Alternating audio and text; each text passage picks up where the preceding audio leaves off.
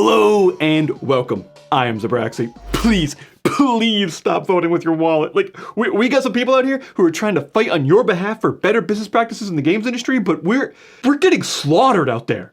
In the year of our Lord 20XX, great game by the way, there's a specific word that's being tossed around to describe the games industry. Unsustainable. It's being dropped everywhere, from attribution to sweeping layoffs despite record revenue, or the standard business models that many players find themselves wrestling with. While many have settled on unsustainable as an acceptable adjective, personally, I'm more in the camp of describing it as disheartening. But don't listen to me, I like the Wii U, so really my opinion shouldn't count. I have been closely following the games industry for my entire life. This is what I do. It's who I am. This is how I've decided to spend my limited time on this earth so that others don't have to. The AAA space specifically has crossed this new threshold where the consumer's trust in publishers, and even many developers, is essentially non-existent. However, what I think is worse is that the customers, the players, they don't seem to be as angry about what's happening as much as so many just seem to be numb to it now.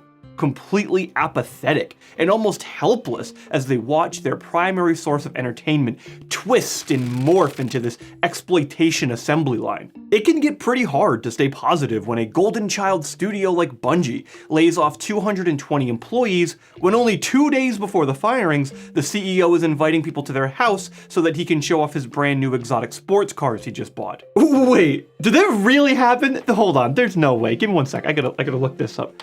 Bungie CEO layoffs sports cars.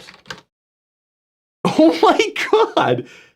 That is so fucked up! Alright, so the reality is people don't like where we're at. But we don't talk enough about where we've really come from, or, well, how do we fix it? Well, if you don't like the way business is happening, then you should vote with your wallet. As author and educator Anna LePay said, every time you spend money, you're casting a vote for the kind of world you want. Except there's one tiny, teensy, little wee baby problem here. See, part of the reason these monetization schemes are working as well as they are is because we did vote with our wallet. We are voting with our wallet. To victim blame for like just a moment, or an entire video actually, we really need to look back at what we as customers have given up. And in order to figure out what we need to do next, I think we gotta look at what happened when we did resist, and what our success rate was there. Spoilers, we're kinda bad at this. October 18th, 2009. It is impossible to fully articulate the hype around Call of Duty Modern Warfare 2. COD 2 had become a PC gamer favorite, and Modern Warfare absolutely exploded the franchise into a monolithic mega brand that it is today. While Call of Duty World at War was a worthy successor to Modern Warfare for many, Modern Warfare 2's inevitability left players almost sick with excitement.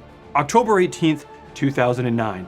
The news dropped. The ultimate PC gaming sin was just committed, and the excitement turned into rage. On this day, it was confirmed that Modern Warfare 2 on PC would release without dedicated servers and would rely on, I can't believe I'm gonna say this, a peer-to-peer connection. Oh dear god! Oh no! In practice, this meant that the average ping would double. Hosts dropping would stop the game for a moment, and custom servers with communities of players and game modes would cease to exist. Infinity Ward and Activision had created one of the largest franchises in gaming history, and their immediate follow-up to that success was to provide less in terms of player option.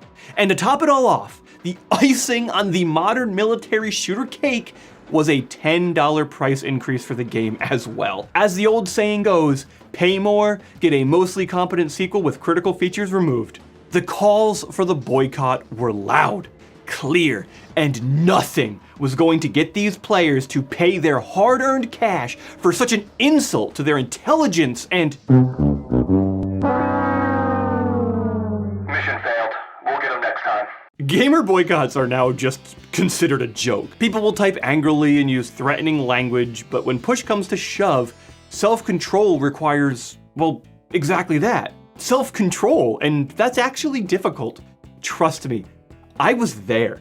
I am counting myself amongst the traitors. One of those who loved the series and stood proudly for the boycott, only to a few weeks after release, buy it anyway and play it a ton. Sure, I did have a good time, but I also had, and honestly to some degree still have, some buyer's remorse for failing and standing for something so basic that other shooters didn't remove. Like Counter-Strike was still doing this. Half-Life multiplayer was still doing this. So many other contemporaries of its time had dedicated servers. It was normal. I should have supported those games instead. Modern Warfare 2 was a good time, sure, but nowhere near good enough of a game to support the directions that shooters have gone in terms of online connectivity. I made a stand and I failed once I saw others having fun. But wait, not all was lost. As if a gift from the gods above, Modern Warfare 2's remake, just over 10 years later, created more controversy a second time. It was as if an act of divine providence allowed COD players the opportunity for redemption, to right the sins of their past. So another boycott was called, this time even louder, more angry. Videos, posts, everybody everywhere was calling to withhold this purchase. This time, people would put their money where their mouth was and help this new version of Modern Warfare 2 to become the fastest selling game in the franchise. Mission failed. We'll get them next time. Alrighty, so organizing boycotts clearly doesn't work out considering the subsequent controversies, yet massive financial successes of games like Hogwarts Legacy, Pokemon Sword and Shield's National Dex boycott, and the massive Blizzard boycott that was beautifully unsuccessful. The reality is, boycotting requires an insane level of organization and commitment, but most people don't actually care. So they end up voting with their wallets by just buying the thing that, well, let's face it, they were always going to buy no matter what, because that trailer looked cool as heck, yo. I don't think people know what they want. I think the reality is that everybody is going to say, oh, we're not going to like it. We're not going to play it. Oh, we don't want that game. We don't want that game. But as I said, man, every gamer boycott is 1 3-minute cinematic away from being over. Oh, Skyrim. Does anyone else remember the launch of that game and how it was almost universally considered worse than both Morrowind and Oblivion? Remember when their new and innovative Radiant AI proved to make NPCs dumber? Remember how the downsizing of the world map, the removal of long-standing guilds, and more limiting skill system led to a watered-down experience? Well, apparently I never got the email for when everybody decided to love Skyrim, but as much as that would be a cathartic evisceration to perform in its own video, how about Oblivion, huh? Yeah, Oblivion. That game was almost just as much of a bummer in a lot of ways compared to its predecessor, but The Elder Scrolls IV has a very special characteristic about it. It is the wielder of one of the best DLCs in gaming history, and one of the worst and most damaging pivots in monetization the industry has ever seen. The Shivering Isles is one of the most creative expansions of its time that pushed what was capable and expected from RPGs and video games alike. It was heralded as a massive value for the player and was followed up by another good expansion, Knights of the Nine. And mobile gaming companies were making loads off this service, despite the fact they weren't actually making that much content. They were making a lot of money, and Bethesda wanted in on that. So someone at Bethesda said, hey, what if we didn't bother making an entire game, or even a whole expansion, or even a quest? What if, instead of selling the players actual content, we sold them a single in-game graphical asset? Enter horse armor. I mean, at least it's just cosmetic, right? I mean, at least getting stabbed with a knife is better than getting shot with a gun, right? Oblivion's horse armor changed the trajectory of DLC forever, mostly because it sold so dang much. Gone was the incentive to provide players with more to do, but instead, publishers quickly realized that creating a quest was no longer necessary when you could skip all that pesky creative content and just sell the reward to the player directly. The backlash to this move was wild, but so were the sales numbers. Players didn't just accept paying for in-game rewards despite a lack of gameplay and content to compensate the price, they voted with their wallets so hard that purchasable in-game cosmetics are now a standard part of the modern gaming industry. In fact, a developer is often praised, heralded for being pro-consumer when their in-game purchases for a single-player experience are only cosmetic. Wow, the games industry conditioned the heck out of us on that one, huh? How quickly this practice went from horrifically anti-consumer to standard commonplace that's celebrated because the alternatives now are even worse. It might sound ridiculous considering the sweeping landscape of microtransactions and in-game shops nowadays, but I think it's important to re-emphasize just how ludicrous horse armor was at the time. Think about it like this. Knights of the Nine, an actual proper expansion pack, cost $25. Horse armor cost $250 for a single graphical asset. Horse armor is 10% the value of Knights of the Nine. Imagine buying Knights of the Nine and all you get is 10 armored horses, because that would be the same exchange rate. There is no way that horse armor took 10% of the development time or cost or effort as Knights of the Nine did, and yet they deem it worth 10% of the price. $25 then would buy you an entire expansion for a game, adding dozens of hours of gameplay and content. $25 today buys you half of a Valorant gun skin. It wasn't just Bethesda that pulled this either. The most successful game of the 2000s pulled this exact same nonsense.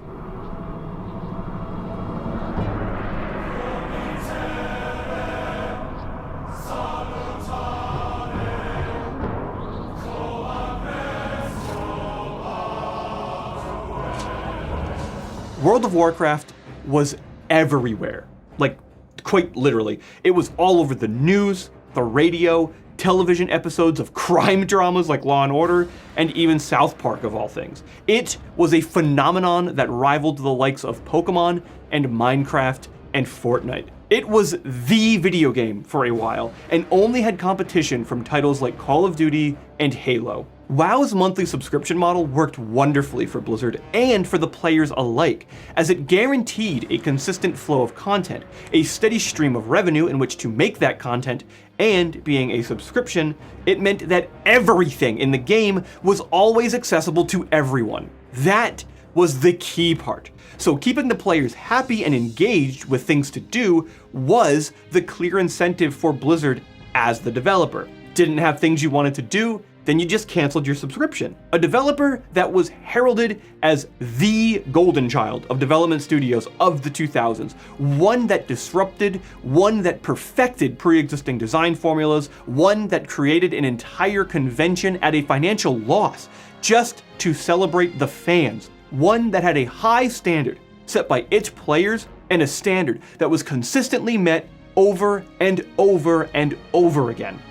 And then Activision purchased them. Shortly after this merger, World of Warcraft introduced its first ever items into its brand new in-game cash shop. Now, let's just get this out here. This was a game that you paid for. You paid for the box, and then you had to pay for each new expansion released. And you had to pay every single month to continue playing it.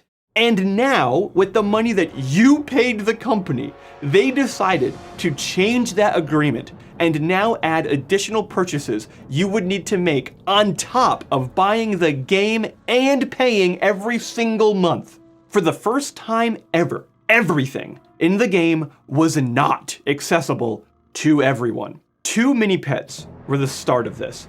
They were introduced and were said to have 50% of the revenue earned to be donated to charity. Oh, Blizzard, that is so scummy. That is seriously scummy. Hiding your social engineering behind the facade of a charitable donation is the day that I remember never looking at them the same. That was truly vile. But the precedent was set.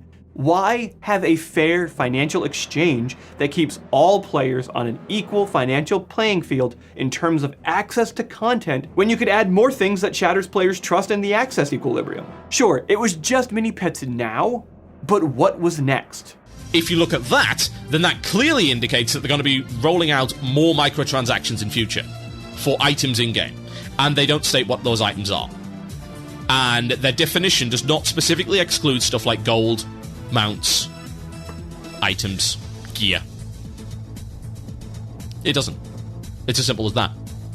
They have not outright said that they will not do it. Total Biscuit's claims here were all the way back in 2009. His fears that Blizzard would expand this cash shop to include gold, mounts, armor skins, and more were considered paranoia, fear-mongering, many in the community said. He was but a cynical doomsayer who always hated Blizzard and World of Warcraft, despite building an entire career off of it. And yet, what if we look at the WoW cash shop today? Would you look at that? Would you just look at it? Everything he feared would happen, happened.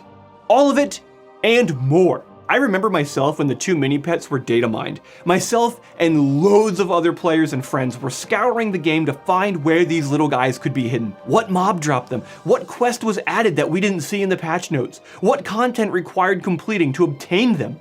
It never once, let me tell you, it never once crossed any of our minds that these would be sold as microtransactions. Because why would they? Why would you pay for a reward without getting any content to lead up to that moment of reward? Why would you pay to get the access to a quest item with no quest behind it? Why would you actively pay to be incentivized to be given items and upgrades or just fun cosmetic rewards with no gameplay, no content, no experience, no multiplayer fun in MMO to back up that item?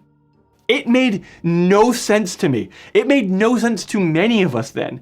It still doesn't make sense to me now. I'm going to be real with you. I don't like spending money on games. I like buying the video game, and I like doing in-game content, to be real. The idea of purchasing something like this is something that I would never do, not just because of the price tag, but because I want to earn these things. I want them to matter to me on an emotional level, not on I bought it. I beat the game with my credit card is not something I ever want, because it doesn't feel good to me. There's no kind of value in that to me. It's why I don't do character boosts. I just go level my character, right? Like, that's the whole point with that. But people just kept buying these things. It was anti-consumer. It was bad practice. Wait, does that say $90?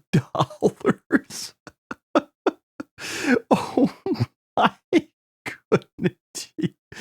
No, $90. Wow, I can't even believe it. It was against the spirit of what made MMORPGs so enticing and welcoming. To have a world where anyone could be anyone, where the poor in real life could be rich in-game, where the losers of the world could be the best and show it off. Instead, what we added was yet another financial element to our own escapism in order to ensure that we are shackled down to our real-world hardships, even in our entertainment. Oh, and don't get me wrong, it's not just World of Warcraft that did this. Final Fantasy XIV, don't think I haven't seen you too. You've been doing the same damn thing for years as well, and it's equally sinful in this regard. But people just don't care. They are enthusiastic at the chance to pay for a skin and reward with no content or gameplay to back it up. They are ecstatic to actively make their experience less fulfilling and less satisfying at their own dollar for just a brief hit of dopamine and a bit of an in-game ego stroke at the swipe of a credit card. What happened here? Is this really what we've decided as the paying customer? This is what we've decided? This is what we want? This is how we want the future of downloadable content to be? We have decided, apparently as a group, that a $20 expansion and a $20 cosmetic are equivalent? Seriously? Like, what could be worse than that? The only thing that could be worse than that is paying for things that were made before the game's launch. I hate video games sometimes. How is this even possible? How is this real? Imagine the balls of someone to sell you a game, and then after you hand over the cash, I really hope you enjoy that. Oh, actually, by the way, it's gonna be another $10 for the rest of it. How? How does someone have the gall, the audacity to do this? How? Like, I'm sure in the age now where digital makes up a significant portion of distribution and internet speeds can handle downloads the size of China for day one updates, you just don't see this as often, but that's just it. It still happens, you just don't see it. Devs and publishers no longer need to squirrel away all 12 DLC characters of Street Fighter X Tekken on the disc so that you won't have to download them on your dial-up connection. Yeah, 12 DLC characters. 12 of them. All on the disc you already paid full price for, and then you were charged for later. Spread out a little over time. Let's not sugarcoat this, by the way. Like, let's be real about this. I don't want to be all hyped up and dramatized for the sake of viewer engagement and watch time fabrication, all that. Like, this statement needs to be said honestly and earnestly. What on-disc DLC was the developer and the publisher lying to you. They lied directly to you. They handed you a product. They charged you full price for that product. And then when you had it in your hand, when you had the disc at home, you didn't have access to all the contents on it. And they were gonna charge you for the rest of it later. They lied to you. And the first time I ever saw this was this game right here, Resident Evil 5. So there I was, at a LAN party in a basement, eating pizza, chips, drinking soda, and not sleeping for 5 days, only to then act surprised by my health issues years later. One day, some buddies of mine and I wanted to try some new Resident Evil 5 DLC that had just dropped and allowed for some 4-person multiplayer. Cool, so we buy it. We start the download and expect it to take a couple of minutes, so we head up to get some extra drinks, only to, oh wait, it's already done? Oh geez, that was fast. What was the download size, like 2 megabytes? Yes. Yes, it was. There was no game mode to download. There was no content that needed to be copied and installed. Nope.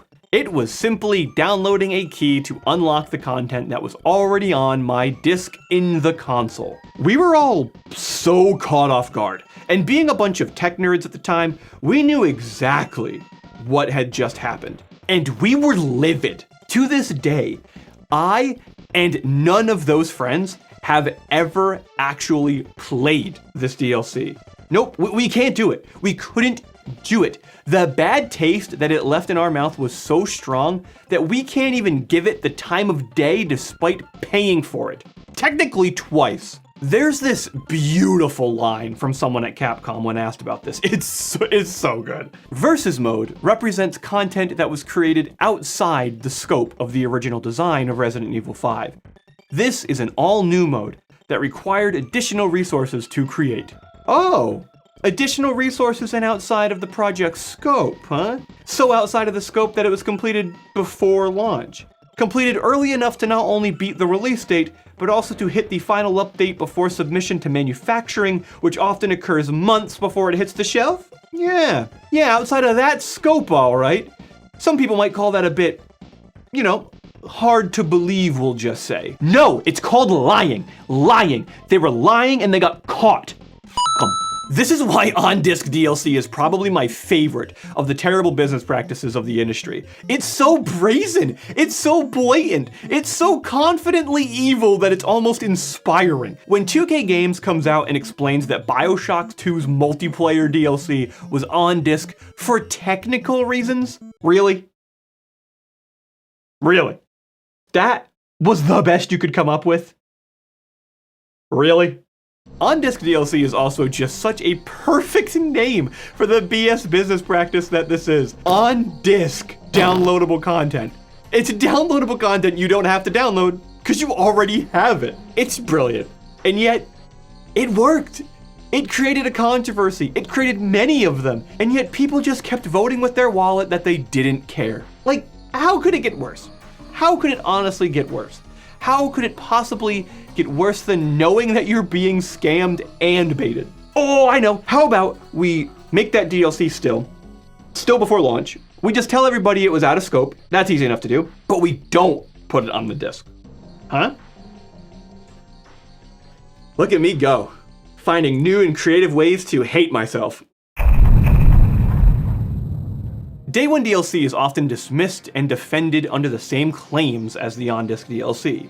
Yeah, it's actually defended. People will say that it was developed after the game was finished, that it was developed outside of the scope of the original project. Scope, by the way, something that is often fluid and can be easily created with the intention of ensuring Day 1 DLC lands in order to further monetize the release. Let's just be honest for a moment, sure, that's probably not every case, but the amount of games that have Day 1 DLC, especially in the age of digital distribution, it mostly conveys an element of financial opportunism rather than providing more value for a fair price. Many of these Day 1 DLC releases aren't just because the team had downtime between certification and manufacturing, but because publishers know that if they don't release additional paid content within the first month or so, then they lose out on their ability to double dip into your wallet to grab a few more bucks from you while you spend money in this hype phase of release. And do you want proof of this? Here is a clip from an Extra Credits episode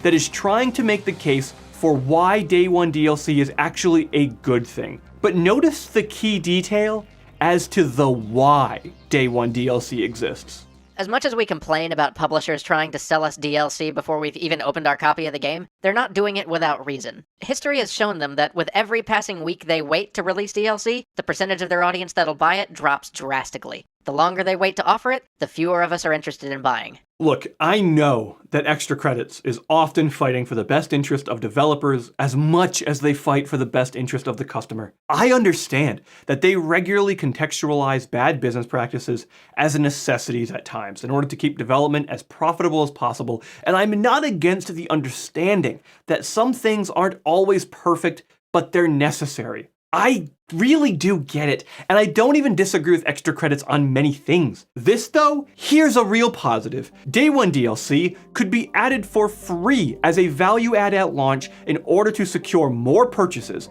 and to inflate the value of that purchase for those who are taking the risk of buying your game early, maybe on Day 1. A time where your piece of software is going to be the most broken and incomplete it will ever be from launch. Doing that would be good business and an excellent use of that downtime for the 4 to 6 week certification and manufacturing period at the end of development before release. You could exploit that in a positive way in the age of digital distribution. Day 1 DLC though is not a value add. It is a double dip through and through that works simply because we, the player, and the paying customer are in a honeymoon phase at that time of release. There is a pro-consumer way to approach Day 1 DLC, and it being paid when the alternative could be to incentivize more units sold with last-minute additions shows the benefit isn't for us, the customer. Not at all. Do you want more proof that this is in no way beneficial to you at all? What if I told you that there were games that launch with $50 worth of Day 1 DLC? 50 bucks. Actually, I'm sorry, I misspoke there. I got a little crazy, got a little out of hand. It's actually over $100 worth. 2015's Evolve was one of the most anticipated games of its time, and I can't believe I'm having to relive this. But if you wanted to buy everything available in Evolve on the day of its release, you would have to pay $60 for the game itself, a $25 DLC season pass, and $136 worth of DLC skins. Some people found this completely unreasonable, and others were thankful that it was just cosmetic. It's just cosmetic. There it is again. And for a moment, seriously, like, I do get it. I'm trying to be honest here. I used to use that phrase all the time, because I firmly believed it. It's just cosmetic. So really, what's it hurting? Well, what's funny though is the more and more you look into that phrase, it's just cosmetic. It's just cosmetic.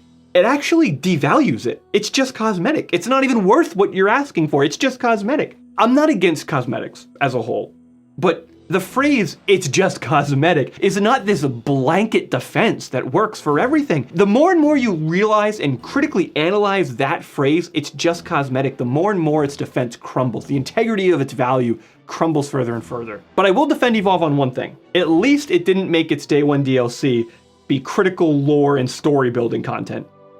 That would be totally stupid.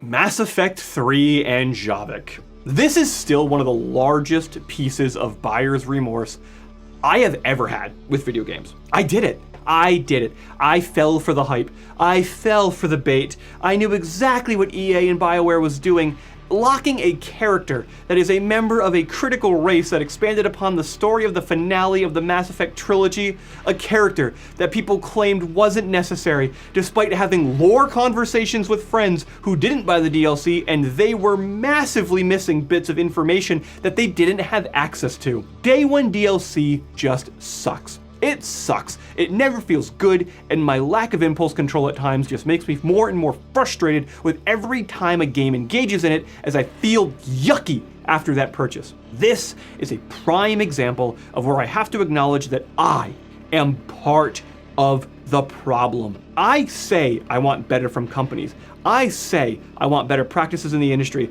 yet I have for far too many times supported a practice like this, one that only removes more money from my wallet in a manner that feels like I was sold a car and charged for the seats later. Sure, the seats aren't a critical function to making the car drive, but they really should be frickin' in there. But hey, maybe we should count ourselves fortunate. At least it's just day 1 DLC, right? It's not like there's any day 0 DLC going on anywhere. That's ridiculous, right? Right? What is there to say about pre-orders that hasn't already been said? Nothing, actually, so let me make this quick. Buying something early without any understanding to its quality is and will forever be a wildly irresponsible thing to do. And I've been irresponsible far too many damn times to count. Why did I ever pre-order these games? Why did I ever pre-order anything? Was I really going to buy something regardless of whether or not it was actually good or not? Was I really? Was the weapon skin unlock I got really a worthwhile exchange for that gamble that I might be spending full price on a game that could miss all of my expectations, but it sold me on good marketing? Do I really not value the role that reviewers and critics play when looking into buying a product? I read reviews for basically everything I buy. I look at the star ratings on a website before purchase. I look through comments to see if what I'm about to buy is prone to failure or comes with other issues that I should be aware of. Why then did I spend years and years of my life skipping this process with video games, only to be burned time and time and time and time and time and time again? The video game industry has some of the best marketing ever. That's the why. That's all it is. That's the answer. The reason we all do this, and why some of us do it more than others, is because the marketing's good. It's the reason why I pre-ordered my copy of the Legend of Dragoon remaster while you've been watching this. Oh, please let it be good. It's to do with the games industry thinking that you won't give a shit and you'll buy it anyway. That you, as a gamer, will not care about how poor the quality can get. You will buy the thing anyway. Because they told you to, and they're really good at marketing, and gamers are really easy to hype up. You keep pre-ordering the game. What happens here is that quality only gets worse and worse and worse and worse and worse, because they think you'll keep buying it anyway. No, but seriously, I could be running the risk of spending $60 or $70 on a game that I might just complain about for months, but because that purchase was the only one I could make for a little while, then I have to stick with it. Listen to every single Call of Duty player out there.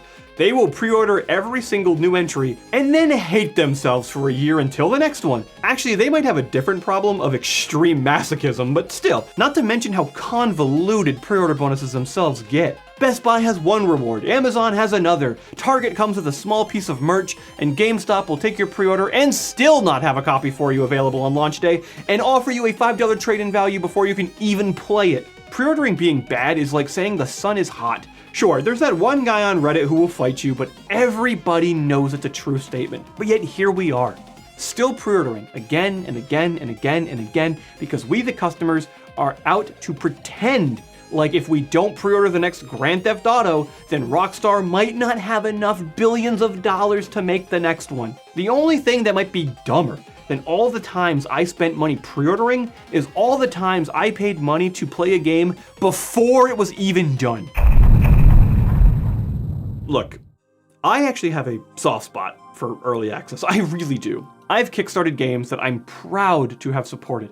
I paid like $200 in 2017 to kickstart the MMO Ashes of Creations because it seemed like a project that could push a genre I care about in the right direction. I purchased alpha and beta access to early access titles plenty of times over the years. I've bought Minecraft when it was still in early alpha because I felt compelled to help a solo developer realize his dream of making a project he cared so much about. I'm happy to have supported Pillars of Eternity and Divinity Original Sin, and even though just a small piece, my donation assisted in the revitalization of the classic CRPG and led to the development of games like Baldur's Gate 3. Look, it's no secret early access can do great things. Part of the reason Hades is so exceptional is due to the feedback offered during its early access period. Baldur's Gate 3 was also shaped by the players in its early access days. Just be careful. I've also supported Mighty No. 9, which, well, still shows up on my performance reviews at work each and every single year under lapse of judgment. I supported Ark back in the day, which had the audacity to release and charge for an expansion before the base game was even completed. Early access is great, and it's also wickedly genius.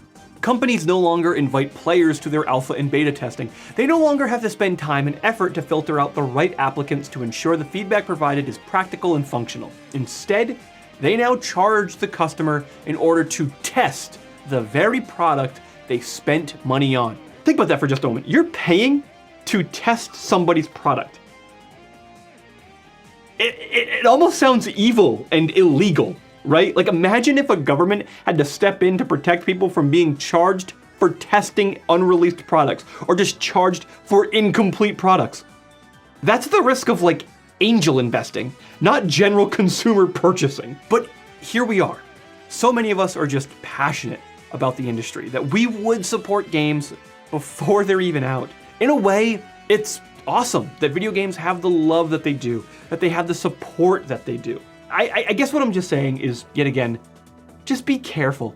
Be careful with what you support, and don't get defensive if somebody doesn't buy an early access game that you're excited about because they want to wait for it to be finished. I mean, come on now. Someone wants to buy a complete game out of beta. Is that seriously a controversial take, or are you just upset that someone isn't as excited about something as you? Do you know how many people were mad at me for not buying Palworld in early access when it released? Like, I mean, seriously, I had at least a dozen people I know either personally or close online that were not just a little annoyed, but genuinely mad that I wouldn't support the company Pocket Pair on their new project. But do you really want to know why I didn't support them? I mean, outside the fact that Palworld was already a massive financial success, so it clearly didn't need my money, outside the fact that it was an incomplete game that had no free way to test it to see if I would even want to support it, how about we take a little adventure out to Pocket Pair's website? Come with me for a second. Let's just take a little journey on their website for a moment. As of the release of this episode, Pocket Pair has 5 projects that they've made public. The first was Overdungeon back in 2019, which was released and is playable. Alright, cool. They also have AI Art Imposter, which is, oh, hey, still in early access. Anyway, they also have Nevergrave, which is, yup, still in early access. Oh, and let's not forget Craftopia, which is absolutely still in early access because of course it damn well is. All of this while still releasing Palworld in early access, and we are really going to support a studio that has 4, not a couple, but 4 games all in early access for years with no sign of release. Really? And God forbid you ever criticize aspects of any game in early access. Let's not play stupid here.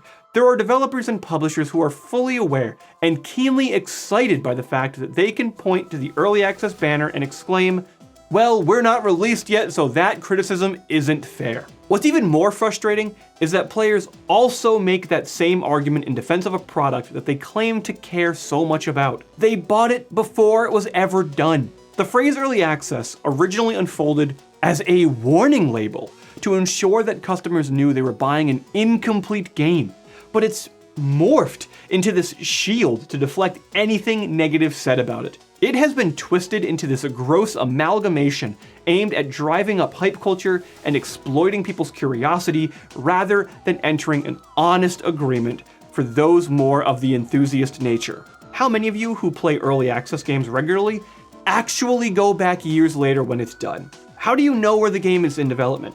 How do you know how far along it is? What features are missing that the developer wants to bring up? What core design elements aren't there? What constitutes the game being, I don't know, out of early access? Do you know this when you buy it? I bet not most of the time. If you have a game in early access, honestly, if you're a developer or you're planning on developing a game and you want to put something in early access, can I at least make one recommendation? Release a free demo so players have at least something to go off of before you accept the kindness or lack of impulse control that they are about to give you with their money. If you don't have some form of open development or a demo, you don't deserve to have early access money. You need to also express what you think the scope of this project is and what constitutes release. What is the end goal? Personally, I don't pay for anything in early access anymore. There are far too many games out there that I want to play with nowhere near enough time to play them. I want to play completed games that are ready for the world, and while I think kickstarting and early access are actually potentially great avenues for funding smaller projects that might never exist, the fact that larger companies and even some smaller developers utilize it to just siphon money from projects that would benefit most makes me sick. All right, so I think this is it. I think I've hit enough examples. I've thrown enough examples out there to show where we've come from, how we've devolved into worse and worse business practices, and how some of the onus is on us, the paying customer. We are funding these bad decisions, and yet then we act surprised and frustrated when they continue to come back at us and how they get worse and worse, all because we kind of lack self-control and give into hype culture a little too much. We've made the point. I think we're done there. Except if you know me, we're not done. We're obviously not done if you know me, if you've ever watched anything I've ever made, because when I set out to make a 10-minute video, I end up making something over an hour long. I'm kind of like the video games industry and bad business practices. I don't know when to stop. I would love to dig into problems with things like battle passes, but they're actually a pretty tough topic in itself because, well, unlike a lot of what I've touched on so far, I actually think battle passes are a bit more complicated and nuanced than I'd probably like to admit normally. Look, overall, I'm not a fan of them, and their goal of exploiting the customer's fear of missing out is pretty annoying. I do think that their implementation in most cases makes for a worse overall experience, but I understand their place when handled properly. I'm reminded of titles like Gunfire Reborn and Deep Rock Galactic, and how they utilize the season or battle pass system without exploiting the fear of missing out, but providing an incentive to engage in new content continuously and ensuring all legacy editions are forever accessible. I think that's awesome. We should vote with our wallet for those and support those types of projects. Instead though, the majority of the money is spent on the exact opposite, and those particular systems are the reason that I beg so many of you to please, please, please stop voting with your wallet. There's a specific word that's being tossed around to describe the games industry. Unsustainable. While many have settled on unsustainable as an acceptable adjective, personally, I'm more in the camp of describing it as disheartening. Not just because of the slippery slope of exploitation that continues to occur more and more egregiously, not just because the younger generations are conditioned by these bad business practices to be the default state, making it more digestible for them. I find it disheartening mostly because I love video games. I love this art form so much. It's had such a positive impact on my life, and to see it become more and more twisted at times into this unrecognizable beast from what I had once loved so dear, it does make me sad. The unsustainability of it all is something that we can analyze for sure, and can really be its own topic. Despite being the largest entertainment medium on the planet, it's the industry seeing the most layoffs of them all, with a stagnating developer wage and an ever-increasing executive reward structure. It's crushing. I spent so much time in this portion of this episode writing and rewriting and writing and rewriting because the amount of examples that come with this ounce of unsustainability, with developers being destroyed, having their lives devastated by ridiculous and clearly unsustainable spending, only to, as I finally thought I was done, have another disgusting example of just recently, Microsoft laid off 650 additional employees on top of the thousands this year they already have, on top of the large development studios they've already canceled. They got rid of another 650 people, while on that same day announcing a 10% increase in dividend payouts to shareholders. The payout for the labor keeps diminishing. The people who make the art, who make the projects. This isn't even a conversation about executive pay specifically. This is just a mathematical inequality that just doesn't work. Eventually, if the top goes up, and the people making it keep getting diminished in terms of both funding and in terms of resources, eventually you have nothing to make money off of. That's obvious. But information like this isn't new though, nor is it unique to video games. However, also something not unique to video games is gambling. Oh, gambling, my old friend. Look, if any of you ever see me around a pack of trading cards, please stop me. Please don't let me buy it, because just, oh, what I would give for that smell of an opened, fresh pack of Yu-Gi-Oh cards. Oh, what I would give to just hear that just rip of the plastic as it opens. Oh my god, I want it so bad. Overwatch is one of my all-time favorite games in recent years, but one of the many reasons I eventually stopped playing it was because of loot boxes. Nothing makes me happier than having a great game that I love drizzle a little bit of gambling on top. It's okay though, right? It's just cosmetic though, right? I only spent about $500 on loot boxes, which isn't too bad, right? I mean, I had a great time though, and it's one of my favorite games ever, so as long as I'm having fun, then the money was well spent and worth it, right? No, not at all. It's absolutely not. Like, if I could buy specific skins, if I could buy the exact ones I wanted, then sure, I would have had way less buyer's remorse. But that would have made them less money. The fact that they added in a gambling element wasn't for my benefit. It was to exploit people with addictive personalities and gambling addictions in order to make more money. That's all. I'm not alone here. I know I'm not. I know someone personally who has openly confessed to having spent over $1,000 on Genshin Impact. Yeah, over $1,000 on waifu JPEGs and 3D renders. Over $1,000 of... Actually, I gotta confess here, I'm not being entirely truthful here. I'm lying a little bit. It actually wasn't quite over $1,000. It was actually a little closer to over $10,000. There was a study that came out a while ago that analyzed mobile gaming spending and discovered that 50%, half of mobile gaming revenue, was generated by 0.15% of players. No, not 15, 0.15%. Granted, this data is several years out of date, but this trend has seemingly continued. Ever wonder why gacha games are everywhere? Why loot boxes and equivalents flourish in all sorts of games, including single-player titles like Shadow of War? Why seemingly every game has multiple layers of currencies that feed into one another in order to purchase randomly generated rewards of some sort? This stuff is everywhere. This is why in the beginning of this episode, I asked people to stop voting with their wallet. Imagine if that sub 1% of people just stopped. Like, seriously, imagine if that top 1% of spenders of all of the Miyoho titles just stopped spending. An entire genre would collapse. Certain parts of the gaming market, in so many ways, is being propped up by the exploitation of a few spenders. It's fragile.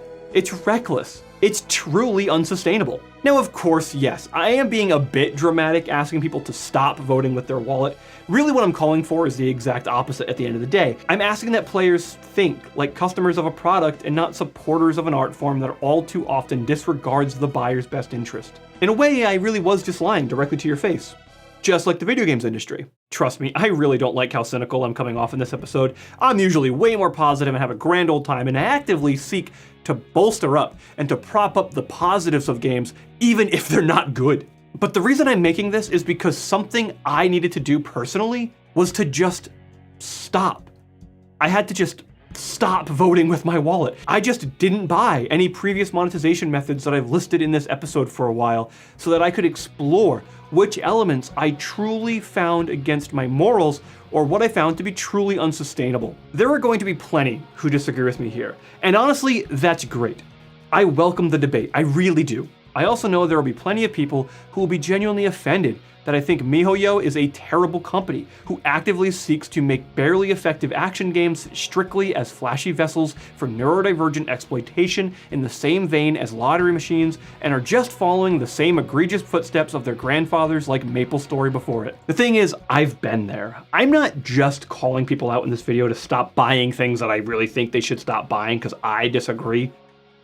I guess I am doing that to some degree, but it's because I've done it. I've been in that kind of miasma of poor business models, and you get caught up in it so easily. So my hope really is to express in this episode all of the crazy bad things that have come from the games industry in terms of just monetization. The fact that the video games industry's business models have degraded so fast, so rapidly, they've gotten so egregious so quickly, is scary. And the fact that I have in any way participated towards that is not okay. I've participated way more than I should have, and it makes me sick now.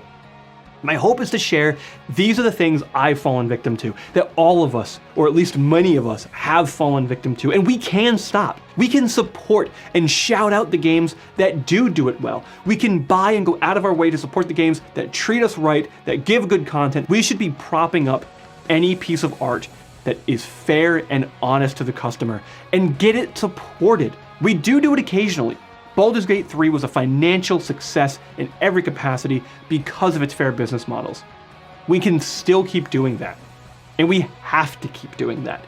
And my worry is that when a game comes out that has terrible and egregious and exploitative business models, that we don't just get excited because the trailer was cool and buy it anyway. But you're probably gonna buy it anyway. Bye-bye!